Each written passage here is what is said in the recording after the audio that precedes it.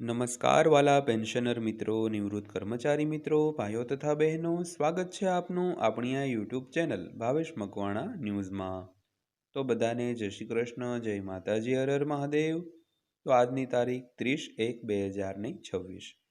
તો આજના વિડીયોની અંદર આપણે વાત કરવાના છીએ આજ બપોરના પેન્શન સમાચારની। તો હવે 1 ફેબ્રુઆરીથી તમામ પેન્શનરો અને નિવૃત્ત કર્મચારીઓને મળશે આ સુવિધા એકદમ ફ્રી અને ફ્રી। તો થોડોક સમય કાઢી પેન્શનર વિડીયો ખાસ જોઈ લેજો, કારણ કે માહિતી તમારા માટે ખૂબ જ જાણવા જેવી છે। તો આજનો વિડીયો અંત સુધી નિહાળી લેજો અને હજી સુધી આપણી આ ચેનલ તમે સબસ્ક્રાઈબ ન કરી હોય તો ડેઈલી આવી જ અપડેટો મેળવવા માટે આપણી આ યુટ્યુબ ચેનલને અત્યારે સબસ્ક્રાઈબ કરી લેજો। તો શરૂ કરીએ આજનો આ વિડીયો।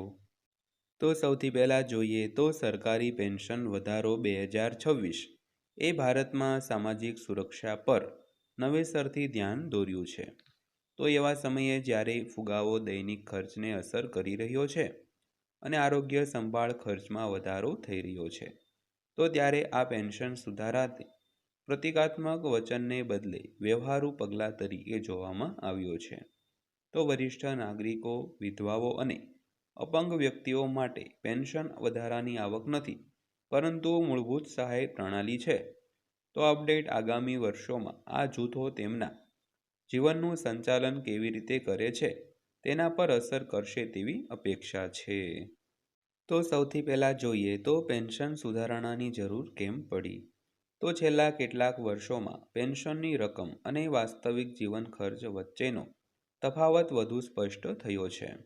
તો અગાઉ પેન્શન ઘણીવાર ખોરાક અને મૂળભૂત સુવિધાઓને આવરી લેવા માટે પૂરતું હતું। તો આજે નિયમિત તબીબી મુલાકાતો, દવાઓ અને સ્થાનિક મુસાફરી પણ પેન્શનરનું બજેટ ઘટાડી શકે છે। તો નીતિ સમીક્ષાઓમાં આ વધતી જતી અસંગતતાઓને પ્રકાશિત કરવામાં આવી હોવાના અહેવાલ છે, જેને કારણે 2026માં પેન્શનની રકમ સુધારા કરવાનો નિર્ણય લેવામાં આવ્યો હતો, તો જે ફુગાવા અને દૈનિક ખર્ચ સાથે ગાઢ જોડાણ ધરાવે છે। ત્યારબાદ વાત કરીએ તો વરિષ્ઠ નાગરિકો પર અસર। તો વરિષ્ઠ નાગરિકો માટે પેન્શન વધારો જીવનના એક મહત્વપૂર્ણ તબક્કામાં આવે છે। તો લોકો લાંબુ આયુષ્ય ભોગવી રહ્યા છે અને નિવૃત્તિ હવે ઘણીવાર દાયકાઓ સુધી ચાલે છે। જ્યારે કૌટુંબિક ટેકો અસ્તિત્વમાં આવે છે, ત્યારે નાણાકીય સ્વતંત્રતા ગૌરવ અને માનસિક શાંતિ માટે મહત્વપૂર્ણ રહે છે। તો સુધારેલા પેન્શનથી વરિષ્ઠ નાગરિકોને સતત બચતમાં ડૂબ્યા વિના અથવા અન્ય લોકો પર આધાર રાખ્યા વિના દવાઓ, આરોગ્ય તપાસ અને નાની ઘરગથ્થુ જરૂરિયાતો જેવા નિયમિત ખર્ચનું સંચાલન કરવામાં મદદ મળશે તેવી અપેક્ષા છે।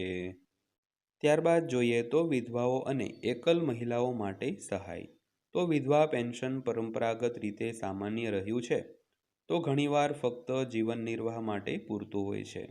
તો ઘણી વિધવાઓ ઘરનું સંચાલન કરે છે અને પરિવારના સભ્યોનું સંભાળ રાખે છે અને ઔપચારિક કામ કરે છે।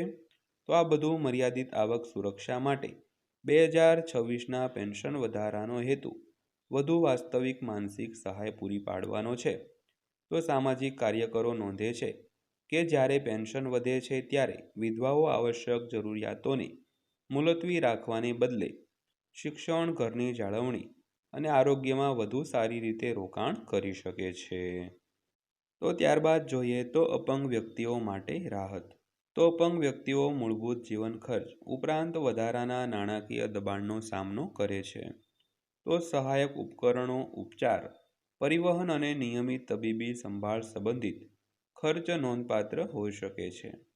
તો સુધારેલ પેન્શન માળખું આ વાસ્તવિકતાઓને ઓળખે છે અને સુધારેલ સહાય પ્રદાન કરે છે। તો જ્યારે હિમાયતી જૂથો સતત અમલીકરણના મહત્વ પર ભાર મૂકે છે, ત્યારે ઘણા લોકો આ પગલાંને વધુ સ્વતંત્રતા અને સમાવેશ તરફના સકારાત્મક પગલાં તરીકે જુએ છે। તો ત્યારબાદ જોઈએ તો વ્યાપક આર્થિક અને સામાજિક અસરો। તો ઉચ્ચ પેન્શનની અસર વ્યક્તિગત પરિવારોથી આગળ વધે છે। તો પેન્શન આવક ઘણીવાર સ્થાનિક સ્તરે ફરતી હોય છે, જે નાની દુકાનો, ફાર્મસીઓ અને સેવા પ્રદાતાઓને ટેકો આપે છે।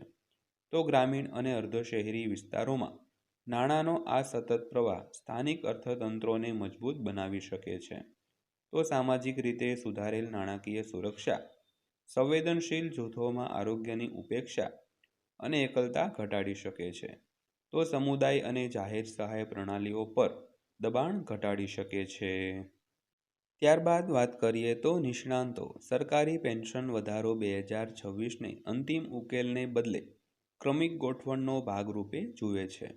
તો ફુગાવા અને આરોગ્ય સંભાળ ખર્ચમાં વધારો થવાની સંભાવના હોવાથી ભવિષ્યમાં સુધારાઓને વધુ નિયમિત અને પારદર્શક પેટર્નને અનુસરવાની જરૂર પડી શકે છે. તો અસરકારક ડિલિવરી અને સમયસર ચૂકવણી એ સુનિશ્ચિત કરવા માટે ચાવીરૂપ રહેશે કે લાભો હેતુ મુજબ લોકો સુધી પહોંચે. તો મિત્રો, આ હતી આજની માહિતી પસંદ આવી હોય, વિડીયો સારો લાગ્યો હોય તો વિડીયોને એક લાઇક કરી દેજો અને આવી જ માહિતીઓ જોવા માટે આપણી આ ચેનલ પણ સબસ્ક્રાઈબ કરી લેજો. તો ફરીવાર પાછા મળીશું એક નવા વિડીયો સાથે, નવી માહિતી સાથે. ત્યાં સુધી સૌને જય હિન્દ, વંદે માતરમ.